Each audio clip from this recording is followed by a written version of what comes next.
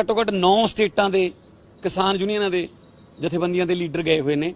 करनाटका तो, यूपी तो, हरियाणे तो, उत्तराखंड तो, मध्य प्रदेश तो सारे ਜਿਹੜੇ देश के किसान ने वो दिल्ली ਵੱਲ ਨੂੰ ਬਹੀਰਾਂ ਘੱਤ ਰਹੇ ਨੇ। ਤੇ मैं भी दिल्ली तो अज ही आया तो अज फिर शाम ਨੂੰ दिल्ली जाऊँगा मैं। ਅਸੀਂ सेवा ਤੇ ਲੱਗੇ ਹੋਏ ਹਾਂ क्योंकि जथेबंदियां ਜਿਹੜੀਆਂ ਨੇ ਜਿਹੜੇ किसान ने उन्होंने अपने संघर्ष ਨੂੰ ਪਹਿਲੇ ਦਿਨੋਂ ਹੀ ਜਿਹੜਾ नॉन पोलीटिकल रखा, गैर राजनीतिक संघर्ष है। और ਅਸੀਂ ਉਹਨਾਂ ਦੀ ਇਸ ਗੱਲ ਦੀ ਪਹਿਲਾਂ ਵੀ ਤਾਰੀਫ ਕਰ ਚੁੱਕੇ ਹਾਂ ਤੇ ਇਹ ਉਹਨਾਂ ਦਾ फैसला ਜਿਹੜਾ ਉਹਦੇ ਤੇ ਅਸੀਂ ਪਹਿਲੇ ਦਿਨੋਂ ਕੰਮ ਕਰਦੇ ਰਹੇ। देखो ਹੁਣ चौथे दौर की अज गलबात हो रही है।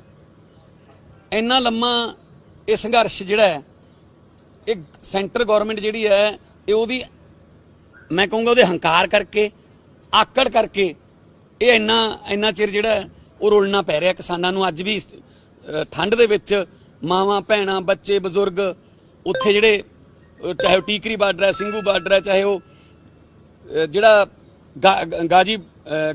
गाजीपुर का बार्डर है, यूपी वाला, नोएडा वाला बार्डर है, बहादरगढ़ वाला बार्डर है।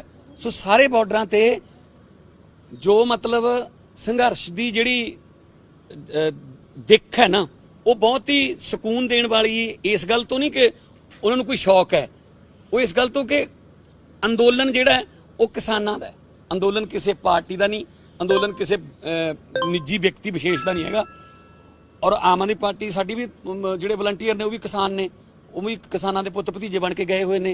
साडा फर्ज बनदा, दिल्ली साडी सरकार है, असी उन्हां दी जिहड़ी खातरदारी च कोई कमी नहीं छड्ड रहे। भावें वो एंबूलेंसिस, मोबाइल डिस्पेंसरियां जां कोई मैडिकल एड चाहिदी होवे जां उन्हां नूं जिहड़ा किसानां नूं कोई पानी दी जल बोर्ड जिहड़ा दिल्ली दा वो सारा बॉर्डर ते पीण वाले पानी का प्रबंध कर रहा। जो भी दिक्कत आउंदी है सानूं ओहदी मैसेज आउंदा है तां असीं उहनूं उत्थे कोई ना कोई सहायता देने की कोशिश करते हैं।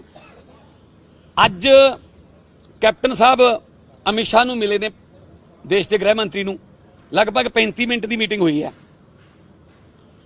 पर 35 मिनट की मीटिंग तो बाद बाहर आके सिर्फ एक ही गल बोली उन्होंने, कहते भी मैं उन्होंने यह कहा कि ये जिहड़ा मसले का हल जल्दी करो नहीं तो नैशनल सिक्योरिटी का मुद्दा आ जाऊगा। कैप्टन साहब का जिहड़ा योगदान है, जिहड़ा रोल है इन्हां कानूनां नूं लियाउण दे विच पहले दिन वो शक्की रहा।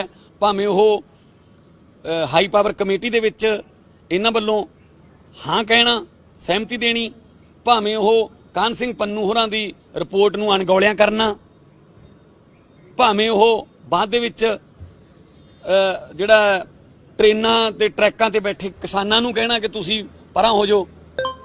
ते अज 35 मिनट गलबात करके सिर्फ ये कहना कि जी मैं तो कहता कि जी मसला जल्दी हल कर दो नहीं तो नैशनल सिक्योरिटी की प्रॉब्लम। नैशनल सिक्योरिटी कित्थों आ गई जी? ये तुसीं क्यों किसानां दे संघर्ष नूं जिहड़ा होर पासे भटका रहे हो? वो कोई हथियार लैके गए ने उत्थे? वो तो अपने राशन पानी लैके बैठे ने। ये वो अन्नदाता है जिन्होंने कोई कहंदा ये तो हुल्लड़बाज ने, कोई कहंदा तो जिहड़े ने नक्सली ने, कोई कहंदा तो वक्खवादी ने। ये वो अन्नदाते ने जी उत्थे जिहड़े गए हुए ने, जिहड़े अपने खेतां दे विच पंछियां वास्ते भी फसल का कुछ हिस्सा दाने जिहड़े ने वो छड्ड दिंदे ने कि जनौरां दे हिस्से दा कि जे कुदरत ने रब ने इन्हां नूं रिज़क दिता है तां वो रिज़क देना भी साडा फर्ज है। ये वो किसान ने जिन्हां नूं तुसीं कहंदे हो नैशनल सिक्योरिटी का मुद्दा। नैशनल सिक्योरिटी कित्थे आ गई इत्थे? सो हुण तुसीं 35 मिनट की गलबात दा दसो तो सही ना कि की नतीजा निकलिया। 12 बजे मीटिंग हुई, 12:35 ते खत्म हुई, तो बाहर आके कुछ तो दसो ताकि किसान जिहड़े इस वक्त लंबी मीटिंग चल रही है जिहड़ी तोमर साहब ते जिहड़े पीयूष गोयल ते सोम प्रकाश जी बैठे ने, उत्थे बैठे किसानां नूं भी कुछ पता लगदा कि मूड की है, अमित शाह होरां ने की कहा ते अमित शाह होरां नूं इन्हां ने की कहा। सो ये मैनूं लगदा नहीं कि कोई इस तरह की गलबात हुई होगी कि हल कराउणगे। ये पहले दिनों ही किसानों के संघर्ष नूं डीरेल करने दी कोशिशां कैप्टन साहब करते रहे ने। शायद एक कदम उहदे च एक होर आ गया। उन्होंने स्थिति क्लीयर करनी चाहिए सी कि तुसीं क्यों उत्थे गए, तुहानूं बुलाया गया, ਸਿਰਫ ਇਹ ਕਹਿਣ ਵਾਸਤੇ ਤਾਂ ਨਹੀਂ ਬੁਲਾਇਆ ਗਿਆ ਕਿ ਮਸਲਾ ਜਲਦੀ ਹੱਲ ਕਰ ਦਿਓ ਜੀ। ਕੋਈ ਨਾ ਕੋਈ ਗੱਲ ਹੋਈ ਹੋਊ, ਦੱਸੋ, ਲੋਕਾਂ ਦੇ ਸਾਹਮਣੇ ਰੱਖੋ, ਪਾਰਦਰਸ਼ੀ ਗੱਲ ਹੋਣੀ ਚਾਹੀਦੀ ਹੈ। ਕਿਉਂਕਿ ਕਿਸਾਨ ਜਿਹੜੇ ਨੇ ਉਹ ਅੱਜ ਜਦੋਂ ਆੜਤੀ ਐਸੋਸੀਏਸ਼ਨ ਦਾ ਵੀ ਉਹਨਾਂ ਨੂੰ ਜਿਹੜਾ ਉਹ ਸਮਰਥਨ ਮਿਲ ਗਿਆ, ਹੁਣ ਤਾਂ ਬਹੁਤ ਸਾਰੇ ਜਿਹੜੇ NGOs ਧਾਰਮਿਕ ਸੰਸਥਾਵਾਂ, ਹੁਣ ਤਾਂ ਇਹ ਅੰਦੋਲਨ ਜਿਹੜਾ ਲੋਕ ਅੰਦੋਲਨ ਹੈ, ਲੋਕ ਲਹਿਰ ਹੈ, ਲੋਕ ਲਹਿਰ ਬਣ ਚੁੱਕਿਆ। ਸੋ ਇਹਦੇ ਵਿੱਚੋਂ ਹੁਣ ਤੁਸੀਂ ਜੇ ਕੋਈ ਸਿਆਸੀ ਲਾਹਾ ਖੱਟਣ ਦੀ ਕੋਈ ਕੋਸ਼ਿਸ਼ ਕਰੂਗਾ ਤਾਂ ਮੇਰੇ ਖਿਆਲ 'ਚ ਉਹ ਤੋਂ ਵੱਡੀ ਗਲਤਫਹਿਮੀ 'ਚ ਕੋਈ ਬੰਦਾ ਨਹੀਂ ਹੋਊਗਾ ਕਿ ਜੇ ਉਹ ਇਸ ਲੋਕ ਸੰਘਰਸ਼ ਦੇ ਵਿੱਚੋਂ ਕੋਈ ਆਪਣਾ ਕੋਈ ਸਿਆਸੀ ਮੁਫਾਦ ਜਿਹੜਾ ਉਹ ਲੱਭਦਾ ਹੋਵੇ, ਉਹ ਢੂੰਡਦਾ ਹੋਵੇ।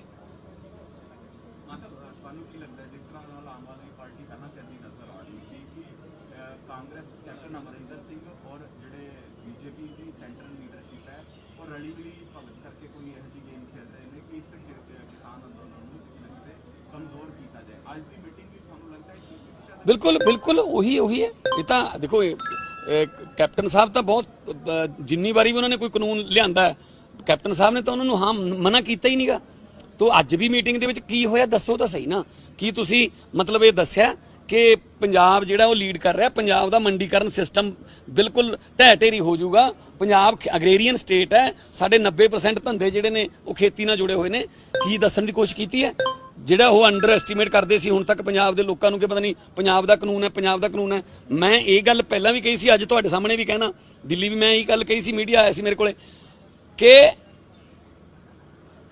ਜਦੋਂ ਆਜ਼ਾਦੀ ਦਾ ਸੰਘਰਸ਼ ਸੀਗਾ 127 ਬੰਦਿਆਂ ਨੂੰ ਫਾਂਸੀ ਹੋਈ ਸੀ, ਉਹ ਜੋ 93 ਪੰਜਾਬੀ ਸੀ, ਪੰਜਾਬ ਦੇ ਸੀ। 2626 ਬੰਦਿਆਂ ਨੂੰ ਉਮਰ ਕੈਦ ਹੋਈ ਸੀ, ਉਹਦੇ ਚੋਂ 2147 ਬੰਦੇ ਪੰਜਾਬੀ ਸੀ। ਤੇ ਫਿਰ ਅੰਗਰੇਜ਼ ਵੀ ਕਹਿ ਦਿੰਦੇ ਕਿ ਸਾਰੇ ਮੁਲਕ ਨੂੰ ਤਾਂ ਗੁਲਾਮੀ ਤੋਂ ਕੋਈ ਪ੍ਰੋਬਲਮ ਨਹੀਂ, ਪੰਜਾਬ ਨੂੰ ਕੀ ਦਿੱਕਤ ਹੈ। ਪੰਜਾਬ ਨੇ ਲੀਡ ਕੀਤਾ, ਪੰਜਾਬ ਨੇ ਜਾਗ ਲਾਇਆ ਉਹਨਾਂ ਸੰਘਰਸ਼ਾਂ ਨੂੰ, ਚਾਹੇ ਹਰੀ ਕ੍ਰਾਂਤੀ ਹੋਵੇ, ਚਾਹੇ ਆਜ਼ਾਦੀ ਦਾ ਸੰਘਰਸ਼ ਹੋਵੇ। ਸੋ ਅੱਜ ਵੀ ਪੰਜਾਬ ਲੀਡ ਕਰ ਰਿਹਾ। ਤੇ ਇਹਦਾ ਮਤਲਬ ਇਹ ਨਹੀਂ ਹੈ ਕਿ ਜੇ ਪੰਜਾਬ ਲੀਡ ਕਰ ਰਿਹਾ ਮਸਲਾ ਸਿਰਫ ਇਕੱਲੇ ਇੱਕੋ ਪੰਜਾਬ ਦਾ ਹੈ। ਜਦੋਂ ਆਜ਼ਾਦੀ ਮਿਲੀ ਸੀ ਤਾਂ ਸਾਰੇ ਮੁਲਕ ਨੂੰ ਮਿਲੀ ਸੀ, ਪਰ ਲੀਡ ਪੰਜਾਬ ਨੇ ਕੀਤਾ ਸੀ।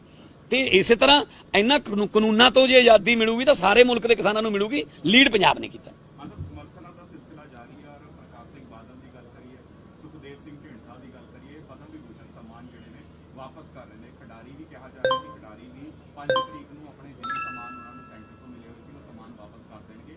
ਵਿਰੋਧ ਸਵਰੂਪ ਕਿਉਂਕਿ ਕਿਸਾਨਾਂ ਦੇ ਉੱਪਰ ਜਿਹੜੀ ਤਸ਼ੱਦਦ ਹੋਈ ਹੈ ਉਸ ਦਾ ਵਿਰੋਧ ਕਰ ਰਹੇ ਨੇ, ਇਸ ਤਰ੍ਹਾਂ ਨਾਲ ਸਨਮਾਨ ਲੁਟਾ ਦਿਓ। ਦੇਖੋ, ਪ੍ਰਕਾਸ਼ ਸਿੰਘ ਬਾਦਲ 5 ਵਾਰੀ ਪੰਜਾਬ ਦੇ ਮੁੱਖ ਮੰਤਰੀ ਰਹੇ ਨੇ, ਕਿਸਾਨੀ ਦੇ ਮਸੀਹਾ ਕਹਾਉਂਦੇ ਰਹੇ ਨੇ।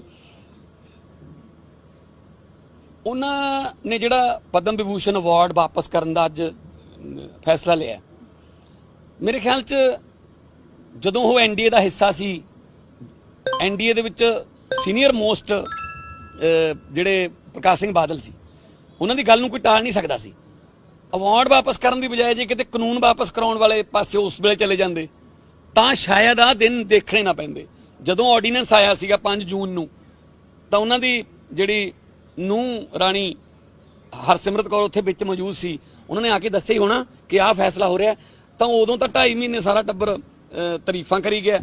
ਜੇ ਕਿਤੇ ਅਵਾਰਡ ਵਾਪਸ ਕਰਨ ਦੀ ਬਜਾਏ ਕਾਨੂੰਨ ਵਾਪਸ ਕਰਾਉਣ ਵੱਲ, ਆਰਡੀਨੈਂਸ ਵਾਪਸ ਕਰਾਉਣ ਵੱਲ ਇਹਨਾਂ ਨੇ ਸੱਚੀ ਨੀਅਤ ਨਾਲ ਕੰਮ ਕੀਤਾ ਹੁੰਦਾ, ਨਾ ਉਹਨਾਂ ਨੂੰ ਅਵਾਰਡ ਵਾਪਸ ਕਰਨਾ ਪੈਂਦਾ ਤੇ ਨਾ ਹੀ ਪੰਜਾਬ ਦੇ ਕਿਸਾਨਾਂ ਨੂੰ, ਪੰਜਾਬ ਦੇ ਲੋਕਾਂ ਨੂੰ ਆਹ ਜਿਹੜੇ ਦਿਨ ਜਿਹੜੇ ਨੇ ਉਹ ਦੇਖਣੇ ਪੈਂਦੇ। ਨੰਬਰ 2 ਤੇ ਜਿਹੜਾ ਤੁਸੀਂ ਕਹਿੰਦੇ ਹੋ ਖਿਡਾਰੀ, ਦੇਖੋ ਖਿਡਾਰੀਆਂ ਨੇ ਆਪਦੀਆਂ ਮੱਲਾਂ ਜਿਹੜੀਆਂ ਮਾਰੀਆਂ ਨੇ ਦੇਸ਼ ਵਾਸਤੇ, ਉਹਨਾਂ ਦੇ ਸਿਰ ਤੇ ਅਵਾਰਡ ਮਿਲੇ ਨੇ ਉਹਨਾਂ ਨੂੰ। ਉਹਨਾਂ ਵੱਲੋਂ ਇਹ ਅਵਾਰਡ ਵਾਪਸ ਕਰਨਾ, ਉਹ ਕਿਉਂਕਿ ਕਿਸੇ ਹੋਰ ਰਾਜਨੀਤਿਕ ਮੰਚ ਦਾ ਹਿੱਸਾ ਨਹੀਂ ਹੈਗੇ।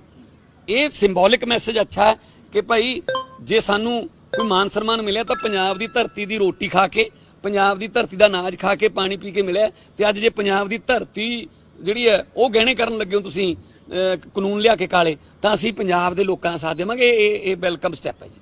ਮਤਲਬ ਅਕਾਲੀ ਦਲ ਇੱਕ ਰਾਜ ਪੱਤਰ ਦਿਖਾਇਆ ਹੈ ਕੱਲ ਦਾ ਕਿ ਅਰਵਿੰਦ ਕੇਜਰੀਵਾਲ ਔਰ ਆਮ ਆਦਮੀ ਪਾਰਟੀ ਕਿਸਾਨਾਂ ਦੀ ਮਸੀਹਾ ਬਣੀ ਹੋਈ ਅੱਜ, ਲੇਕਿਨ ਇਹਨਾਂ ਨੇ ਦਿੱਲੀ ਦੇ ਵਿੱਚ ਆ ਕੇਂਦਰੀ ਤਿੰਨੋਂ ਖੇਤੀਬਾੜੀ ਕਾਨੂੰਨ ਜਿਹੜੇ ਨੇ ਉਹ ਲਾਗੂ ਕਰ ਦਿੱਤੇ ਨੇ। ਉਸਦਾ ਰਾਜ ਪੱਤਰ ਨੋਟੀਫਿਕੇਸ਼ਨ ਦੀ ਦੇਖੋ, ਇਹਦੇ ਬਾਰੇ ਕੱਲ ਮੁੱਖ ਮੰਤਰੀ ਦਿੱਲੀ ਨੇ ਇਹ ਗੱਲ ਕਲੀਅਰ ਕਰ ਦਿੱਤੀ ਹੈ ਕਿ ਉਹਦਾ ਖੇਤੀ ਦੇ ਕਾਨੂੰਨਾਂ ਨਾਲ ਕੋਈ ਸੰਬੰਧ ਨਹੀਂ। ਕਿਉਂਕਿ ਜੇ ਖੇਤੀ ਦੇ ਕਾਨੂੰਨ ਦਿੱਲੀ 'ਚ ਲਾਗੂ ਕਰ ਦਿੱਤੇ ਹੁੰਦੇ ਤਾਂ ਦਿੱਲੀ ਦੇ ਕਿਸਾਨ ਕੇਜਰੀਵਾਲ ਦੇ ਘਰ ਮੂਹਰੇ ਨਾ ਉਹਦਾ ਘਰਾਓ ਕਰ ਲੈਂਦੇ। ਠੀਕ ਹੈ ਨਾ। ਉਹ ਤਾਂ ਸਿਰਫ ਮੰਡੀ ਨੂੰ ਐਕਸਟੈਂਡ ਕਰਨ ਦਾ, ਸਿਰਫ ਅਕਾਲੀ ਦਲ ਕਾਂਗਰਸ ਇਹਨਾਂ ਨੂੰ ਕੋਈ ਬਹਾਨਾ ਹੀ ਚਾਹੀਦਾ, ਬਸ ਜਿਹੜਾ ਆਉਂਦਾ ਜਦੋਂ ਆਉਂਦੇ ਆ ਕੇਜਰੀਵਾਲ ਦੇ ਪਿੱਛੇ ਪੈ ਜਾਂਦੇ ਆ। ਅਰਵਿੰਦ ਕੇਜਰੀਵਾਲ ਤੇ ਉਹਨਾਂ ਦੀ ਪੂਰੀ ਸਰਕਾਰ ਕਿਸਾਨਾਂ ਦੀ ਉੱਥੇ ਸੇਵਾ ਖਾਤਰ ਦੇ ਵਿੱਚ ਲੱਗੀ ਹੋਈ ਹੈ। ਬਕਾਇਦਾ ਤੌਰ ਤੇ ਨੈਸ਼ਨਲ ਕਨਵੀਨਰ ਅਰਵਿੰਦ ਕੇਜਰੀਵਾਲ ਦੇ ਸਾਰੇ ਐਮਐਲਏਜ਼ ਨੂੰ, ਮੰਤਰੀਆਂ ਨੂੰ, ਸਾਰੇ ਵਲੰਟੀਅਰਾਂ ਨੂੰ ਹੁਕਮ ਨੇ ਕਿ ਕਿਸਾਨਾਂ ਨੂੰ ਕੋਈ ਦਿੱਕਤ ਨਹੀਂ ਆਉਣੀ ਚਾਹੀਦੀ। ਉਹ ਹਾਂ ਕੇਂਦਰ ਸਰਕਾਰ ਨੂੰ ਵੀ ਬੇਨਤੀ ਕੀਤੀ ਹੈ ਕਿ ਜਲਦੀ ਤੋਂ ਜਲਦੀ ਮਸਲੇ ਦਾ ਹੱਲ ਕਰਕੇ ਟਰੈਕਟਰਾਂ ਦੇ ਮੂੰਹ ਜਿਹੜੇ ਦਿੱਲੀ ਵੱਲ ਨੂੰ ਨੇ ਉਹ ਆਪਣੇ ਖੇਤਾਂ ਵੱਲ ਨੂੰ ਹੋਣ, ਉਹ ਫਿਰ ਦੁਬਾਰਾ ਅਸੀਂ ਇੱਥੇ ਆਪਣੇ ਫਸਲਾਂ ਨੂੰ ਸੰਭਾਲੀਏ। ਪਾਣੀ ਲਾਉਣ ਦਾ ਕਣਕ ਨੂੰ ਟਾਈਮ ਹੈ, ਰੇਹ ਪਾਉਣ ਦਾ ਟਾਈਮ ਹੈ, ਸੋ ਉਹ ਆਪਣੀਆਂ ਫਸਲਾਂ ਛੱਡ ਕੇ ਉੱਥੇ ਬੈਠਾ ਹੈ ਕਿਉਂਕਿ ਉਹਨੂੰ ਪਤਾ ਹੈ ਫਿਰ ਜੇ ਆਹ ਫਸਲ ਇੱਕ ਫਸਲ ਰੁਲਦੀ ਹੈ, ਜੇ ਮੇਰੇ ਸੰਘਰਸ਼ ਕਰਨ ਨਾਲ ਉਹ ਕਾਨੂੰਨ ਵਾਪਸ ਹੁੰਦੇ ਨੇ ਤਾਂ ਮੈਂ ਬਾਕੀ ਫਸਲਾਂ ਬੀਜਣ ਜੋਗਾ ਰਹਿ ਜਾਊਂਗਾ, ਨਹੀਂ ਤਾਂ ਫਿਰ ਜ਼ਮੀਨ ਹੀ ਨਾ ਰਹੀ, ਫਿਰ ਰਹਿ ਕੇ ਜਾਊਗਾ। ਸੋ ਇਹਨਾਂ ਦੇ ਬੇਬੁਨਿਆਦ ਇਲਜ਼ਾਮ ਨੇ। ਸੋ ਅੱਜ ਮੈਨੂੰ ਉਮੀਦ ਹੈ, ਪ੍ਰਮਾਤਮਾ ਅੱਗੇ ਅਰਦਾਸ ਕਰਦੇ ਹਾਂ ਕਿ ਸਰਕਾਰ ਦੇ ਜਿਹੜੇ ਹੰਕਾਰ ਦਾ ਜਿਹੜਾ ਰਵੱਈਆ ਹੈ ਉਹ ਢਿੱਲਾ ਪਵੇ। ਕਿਸਾਨਾਂ ਦੀਆਂ ਮੰਗਾਂ ਜਿਹੜੀਆਂ ਨੇ ਉਹ ਮੰਨੋ। ਸਪੈਸ਼ਲ ਸੈਸ਼ਨ ਬੁਲਾ ਲਓ ਪਾਰਲੀਮੈਂਟ ਦਾ। ਤੁਸੀਂ ਅੱਧੀ ਰਾਤ ਨੂੰ ਪਾਰਲੀਮੈਂਟ ਖੋਲ ਲੈਂਦੇ ਹੋ ਜੀਐਸਟੀ ਲਾਗੂ ਕਰਨ ਵੇਲੇ, ਤਾਂ ਹੁਣ ਨਹੀਂ ਇੱਕ ਦਿਨ ਵਾਸਤੇ ਖੋਲੀ ਜਾ ਸਕਦੀ ਕਿ ਆਓ ਜੀ ਪ੍ਰਸਤਾਵ ਲੈ ਕੇ ਆਓ ਤੇ ਅਸੀਂ ਇਹਨਾਂ ਬਿੱਲਾਂ ਨੂੰ ਵਾਪਸ ਲੈ ਰਹੇ ਹਾਂ। ਸੋ ਬਿੱਲਾਂ ਨੂੰ ਵਾਪਸ ਲੈ ਲਓ। ਤੁਸੀਂ ਫਿਰ ਕਿਸਾਨ ਸੰਗਠਨ ਨਾਲ ਜਿਹੜੀਆਂ ਗੱਲਾਂ ਹੁਣ ਕਰਦੇ ਆ ਕਿਸਾਨ ਸੰਗਠਨ ਨਾਲ ਕਿ ਜੇ ਕਿਤੇ ਆਰਡੀਨੈਂਸ ਲਿਆਉਣ ਤੋਂ ਪਹਿਲਾਂ ਇਹਨਾਂ ਨਾਲ ਗੱਲ ਕੀਤੀ ਹੁੰਦੀ ਤਾਂ ਬੀਜੇਪੀ ਨੂੰ ਵੀ ਇਹ ਦਿਨ ਨਾ ਦੇਖਣੇ ਪੈਂਦੇ, ਕਿਉਂਕਿ ਹਰ ਰੋਜ਼ ਕਹਿੰਦੇ ਨੇ ਇਸ ਤਾਂ ਕਿਸਾਨਾਂ ਦੇ ਭਲੇ ਵਾਸਤੇ ਲਿਆਂਦਾ। ਕਿਹੜੇ ਕਿਸਾਨ ਸੰਗਠਨ ਨਾਲ ਗੱਲ ਕੀਤੀ ਸੀ? ਕਦੋਂ ਅੰਦੋਲਨ ਹੋਇਆ ਸੀਗਾ ਕਿ ਜੀ ਬਿੱਲ ਲੈ ਕੇ ਆਓ? ਠੀਕ ਹੈ ਨਾ। ਸੋ ਇਹ ਸਾਰੀਆਂ ਜਿਹੜੀਆਂ ਇਦੋਂ ਪਹਿਲਾਂ ਆਪ ਹੁਦਰੀਆਂ ਕਰਦੇ ਰਹੇ ਨੇ, ਉਹਦੇ ਨਾਲ ਇਹਨਾਂ ਦਾ ਜਿਹੜਾ ਹੰਕਾਰ ਜਿਹੜਾ ਉਹ ਝਲਕਦਾ ਸੀ। ਹੁਣ ਜਦੋਂ ਅੰਦੋਲਨ ਹੋ ਜਾਂਦੇ ਨੇ ਲੋਕਾਂ ਦੀ ਨੇਰੀ ਮੂਹਰੇ ਤਾਂ ਵੱਡੇ ਵੱਡੇ ਤਖਤ ਹਿੱਲ ਜਾਂਦੇ ਨੇ। ਹੁਣ ਤਖਤ ਹਿੱਲੇ ਨੇ ਤਾਂ ਚਲੋ ਦੇਰ ਆਏ ਦਰੁਸਤ ਆਏ, ਜੇ ਹੁਣ ਵੀ ਸਮਝ ਲੈਣ। ਹਜੇ ਵੀ ਪ੍ਰਧਾਨ ਮੰਤਰੀ ਮਨ ਕੀ ਬਾਤ ਦੇ ਵਿੱਚ ਤਾਰੀਫ ਕਰ ਰਿਹਾ ਹੈ, ਹਜੇ ਵੀ ਹੈਦਰਾਬਾਦ ਜਾ ਕੇ ਅਮਿਤ ਸ਼ਾਹ ਜਿਹੜਾ ਉਹ ਤਾਰੀਫ ਕਰ ਰਿਹਾ ਬਿੱਲਾਂ ਦੀ, ਤੇ ਨਾਲੇ ਬੁਲਾ ਰਹੇ ਨੇ। ਮਨ 'ਚ ਕੁਝ ਹੋਰ, ਜ਼ਬਾਨ ਤੇ ਕੁਝ ਹੋਰ, ਇਹ ਜ਼ਿਆਦਾ ਦੇਰ ਨਹੀਂ ਚੱਲ ਸਕਦਾ।